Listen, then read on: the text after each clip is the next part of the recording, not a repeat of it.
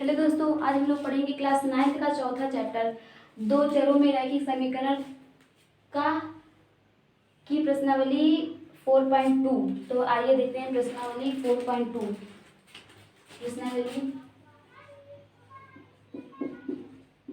प्रश्नावली 4.2 का पहला क्वेश्चन देखिए क्या बोला हुआ है। निम्नलिखित विकल्पों में कौन सा विकल्प सत्य है और क्यों। तो देखिए पहला क्वेश्चन, और देखो यहाँ पे दिया है y बराबर 3x + 5 का है, और पहला दिया हुआ है अद्वितीय हल है, अद्वितीय हल है, और दूसरा दिया हुआ है केवल दो हल है, केवल दो हल है, और तीसरा दिया है अपरिमित रूप से अनेक हल है।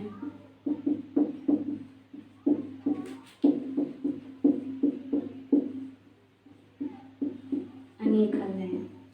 तो देखो ये एक क्वेश्चन दिया हुआ है, इसमें दिया हुआ है y बराबर 3x + 5 का के कितने हल हो सकते हैं। हल का मतलब क्या है, x y का मान कितना कितना निकल सकता है, कितने हल हो सकते हैं। इसमें ऑप्शन दिया है अद्वितीय हल। अद्वितीय मतलब क्या होता है, यूनिट, मतलब कि केवल एक ही हल हो, और एक दिया हुआ है दो हल हो। इसमें दिया अपरिमित रूप से अनेक। तो देखो इक्वेशन दिया है y बराबर 3x + 5। तो देखो यहाँ से अगर आप इसके x के मान कितना रख सकते हैं, यहाँ से देखो अगर आप x के मान 1 रखोगे तो y का मान मिलेगा, कुछ मिलेगा। 2 रखोगे तो कुछ और मिलेगा। 3 रखोगे कुछ और मिलेगा। -1 रखोगे तो y का मान मिलेगा। -2 रखोगे तो y का मान मिलेगा। तो देखो x का मान चाहे आप लोग 1 2 3 चाहे जो जो जो रखो, चाहे 0 चाहे -1 चाहे -2 चाहे जो रखोगे y का मान उतना ही मिलेगा। तो तो तो इसका मतलब है आप इसका हल नहीं निकाल सकते कि कितना मिलेगा।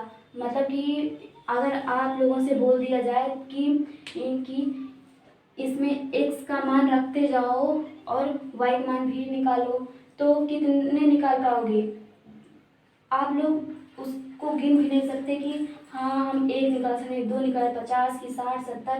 तो हम लोग बोलेंगे कि इसका जो हल होगा वो अपरिमित रूप से अनेक हल होगा, ये बोलेंगे कि नहीं। तो इसका पहला यही होगा, तीसरा वाला ऑप्शन होगा। अब चलते हैं दूसरे वाले क्वेश्चन में।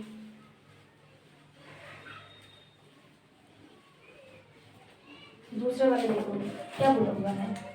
निम्नलिखित समीकरणों में से प्रत्येक समीकरण के 4 हल लिखिए। तो देखो दूसरा है, पहला दिया हुआ है क्या दिया हुआ है 2x + y बराबर 7। इसके हम लोगों को 4 हल लिखना है, 4 हल।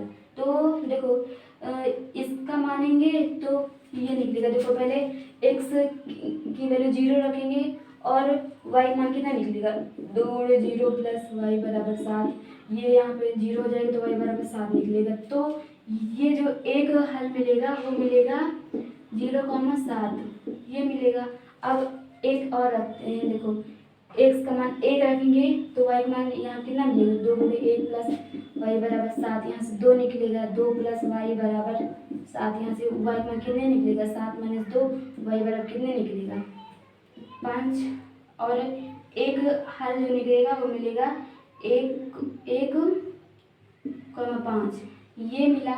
अब एक 2 निकल गए, 2 और निकालना है। तो देखो अब यहाँ पे y का मान 0 रख दो तो x की वैल्यू कितनी निकलेगी, यहाँ से 2x + y बराबर 7 हो जाएगा। तो यहाँ से x कितना निकलेगा 2x 7 हो जाएगा। जो x निकलेगा वो y बटे वो 7/2। तो एक जो हल निकलेगा वो निकलेगा 7/2, 0 ये मिलेगा। 3 हल मिल गए। अब एक हल और निकालना है। तो देखो अगर y की वैल्यू 1 ले लें तो 1 ले लें तो x की वैल्यू कितनी लेंगे 2x + 1 बराबर 7। 2x बराबर ये एक इधर प्लस में इधर जाएगा माइनस में हो जाएगा, तो 7 माइनस 1, 2x बराबर यहाँ पे 6 हो जाएगा। अब x बराबर 6/2 और जो x आएगा 2 तियाँ 6 3, तो यहाँ से जो हल निकलेगा वो 3a। तो जो इसके 4 हल होंगे वो क्या क्या निकलेगा, ये मिला 7/2, 0 और एक क्या मिला 3, 1। तो देखो अगर आप लोग सिर्फ 4 ही नहीं, आप लोग बहुत निकाल सकते हैं। x और y का मान बदलते चले जाओ और हल इसके निकलते चले जाएंगे। तो वही जो हल होता है वो सिर्फ अगर इसको रख दोगे तो ये इसको संतुष्ट करना चाहिए, वही उसका हल होता है कि जो पॉइंट मिले वो उस समीकरण को संतुष्ट करे। संतुष्ट करने का मतलब दोनों पक्ष बराबर हो, तो उसी को उसका हल बोलते हैं। आप लोग बहुत ढेर सारा निकाल सकते हो, लेकिन इसमें 4 बोला हुआ है तो हम लोग सिर्फ 4 निकालेंगे। पहला हो गया। अब दूसरे का दूसरा क्या बोला हुआ है, πx + y = 9, ये हुआ। अब इसके भी 4 हल निकालने हैं, तो x का मान पहले 0 लो, तो यहाँ से π/0 + y = 9, तो यहाँ जो y आएगा वो 9 आएगा, तो यहाँ से एक का जो निकलेगा वो क्या निकलेगा 0,9। अब यहाँ से x की वैल्यू 1 लो, तो यहाँ से π × 1 + y = 9, तो यहाँ से π + y = 9, तो जो y आएगा ये इधर प्लस में इधर आएगा माइनस में, ये निकला। अब जो ये है निकला ये 1,9 - π निकला। अब यहाँ से y = 0 ले लो, y = 0 कहाँ है इसमें ना, y = 0, तो यहाँ से πx + 0 = 9, तो यहाँ से x की वैल्यू कितनी निकलेगी 9/π।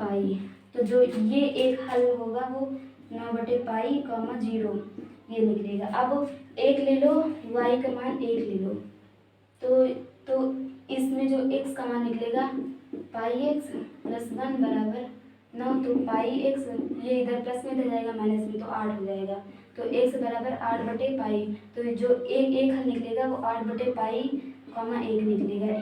ये निकला। अब जो इसके 4 हल निकालने के बोले थे, तो 1 2 3 4 निकल गए हैं।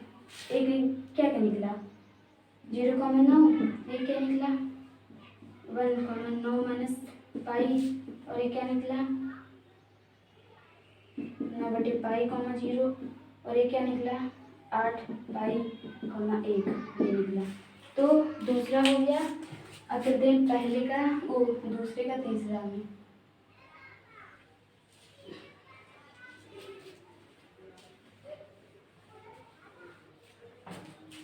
तीसरा देखो, दूसरे का तीसरा कहाँ गया, x = 4y। अब देखो ये वाला क्वेश्चन आप लोग खुद करेंगे और इसके 4 आंसर निकाल के आप लोग कमेंट में बताएंगे कि फिर देखो यहाँ से x का मान रखेंगे y का मान निकलेगा, और y का रखेंगे तो x का निकलेगा। ऐसे ही मान रख के 4 हल निकालेंगे और उसका आंसर आप लोग कमेंट में बताएंगे। तो हम लोग के दूसरा क्वेश्चन समाप्त हो गया। चलते हैं तीसरे में, इसको रिलीज करेंगे। आंसर जरूर बताइएगा आप लोग।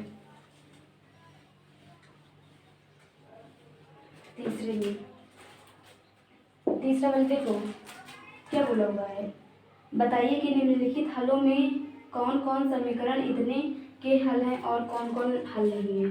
तो देखो क्या दिया हुआ है, समीकरण दिया है x - 2y = 4, और इसका ऑप्शन दिया हुआ है, पहला दिया हुआ है 0,2, और दूसरा दिया हुआ है 2,0, और तीसरा दिया हुआ है 4,0, और चौथा दिया हुआ है √2, 4√2, पांचवा दिया हुआ है 1,1।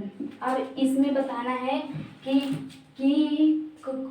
इसमें से कौन सा हल इसका मतलब इसका हल होगा। तो हल जांचने के लिए मतलब हल चेक करने के लिए हम लोगों को क्या करना पड़ेगा, बताइए बताइए। हल चेक करने के लिए हम लोग क्या करना पड़ेगा, देखो ये x की मान है और ये y का मान, तो इसको उठाकर समीकरण में रखना पड़ेगा।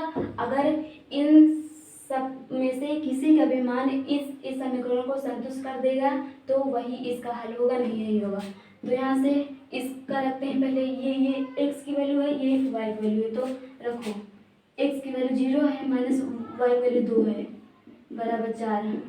तो यहाँ देखो -4 बराबर 4 है, ये सही है? नहीं है, तो ये इसका हल नहीं होगा, हल नहीं होगा। क्यों नहीं होगा? क्योंकि इसका मान रखने पर इसमें ये दोनों पक्ष बराबर नहीं आ रहे, मतलब कि ये समीकरण को संतुष्ट नहीं कर रहा है। अब इसको रखेंगे, x का मान 2 है, y का मान 0 है, तो यहाँ रखो 2 है और y का मान 0 बराबर 4, ये है, ये 0 लिखना यहाँ पे, ये 2 बराबर 4, ये है। क्या 2 4 के बराबर हो सकता है? नहीं हो सकता। तो यहाँ क्या होगा, ये इसका हल नहीं है, ये भी नहीं। क्यों नहीं है? क्योंकि इसको इसमें रखने पर ये समीकरण को संतुष्ट नहीं कर रहा है। अब इसको रखेंगे तो यहाँ देखो x की वैल्यू 4 है, y की वैल्यू 0 है, तो यहाँ देखो 4 माइनस 2 इंटू 0 बराबर 4, यहाँ से क्या आ रहा है 4, ये 0 हो जाएगा बराबर 4, ये है। क्या 4 4 के बराबर होगा? हाँ होगा, तो ये इसका हल होगा। क्यों होगा इसका हल? क्योंकि इसको उठाकर इसमें रखने पर ये समीकरण को संतुष्ट कर रहा है। अब इसको रखेंगे, ये होगा ना। अब इसको रखेंगे, ये x की वैल्यू है, ये y की वैल्यू, तो यहाँ रखो x की वैल्यू √2 है और y की वैल्यू कितनी है -2 इंटू 4 √2 बराबर 4। अब यहाँ देखो ये √2 है, -4 दूनी 8 √2 बराबर 4, ये होगा -7 √2 बराबर 4। अब क्या ये -7 √2 बराबर 4 के बराबर है? नहीं है, तो ये नहीं होगा, ये हल नहीं होगा। क्यों नहीं होगा? क्योंकि ये इसको संतुष्ट नहीं कर रहा है। अब इसको उठा कर रखेंगे, एक को ये एक x का है, ये y का है, तो x और y का मान यहाँ पर रखो 1 - 2 इंटू 1 बराबर 4, यहाँ से 1 - 2 बराबर 4, जैसे -1 बराबर 4। क्या ये सही है? ये -1 4 के बराबर होगा? नहीं होगा, तो ये इसका हल नहीं है। क्यों नहीं है इसका हल? क्योंकि ये इसको संतुष्ट नहीं कर रहा है। तो हम लोगों का तीसरा क्वेश्चन हो गया। अब चलते हैं चौथे क्वेश्चन में, इरेज कर रहे हैं इसको। चौथा क्वेश्चन देखिए क्या बोला हुआ है। चौथा क्वेश्चन देखिए, k का मान ज्ञात कीजिए जबकि x बराबर 2 y बराबर 1 समीकरण इतने का हल हो। हल हो का मतलब क्या कि वो x और y का मान उसको संतुष्ट करेगा समीकरण को। चौथा देखो, x बराबर 2 दिया है, y बराबर कितना दिया, 1 दिया है और समीकरण दिया है 2x + 3y बराबर k। इसमें बोला हुआ है कि ये जो x और y का मान है वो इसको संतुष्ट कर रहा है, तो यहाँ से k का मान ज्ञात करो, ये बोला हुआ है। तो देखो संतुष्ट करने का मतलब कि ये इसका हल होने का मतलब क्या होता है कि x और y का मान अगर उठा के इस समीकरण में रख देंगे तो LHS बराबर RHS आ जाएगा, मतलब ये समीकरण को संतुष्ट कर देगा। तो आइए देखते हैं, रखते हैं 2 इंटू एक्स की वैल्यू यहाँ कितने दिए हैं 2 दिए हुए प्लस 3 इंटू वाई की वैल्यू कितनी दी है 1 दी हुई बराबर के। अब देखिए यहाँ 2 दूना 4 प्लस 3 बराबर के। अब 4 3 7, तो यहाँ से के बराबर 7 हो गया। जो के की वैल्यू पूछा था वो 7 आ गई यहाँ पे 7 के की वैल्यू 7। तो हम लोगों की प्रश्नावली 4.2 समाप्त हो गई है। कल हम लोग पढ़ेंगे प्रश्नावली 4.3। तो आज के लिए बस इतना ही। Thank you so much.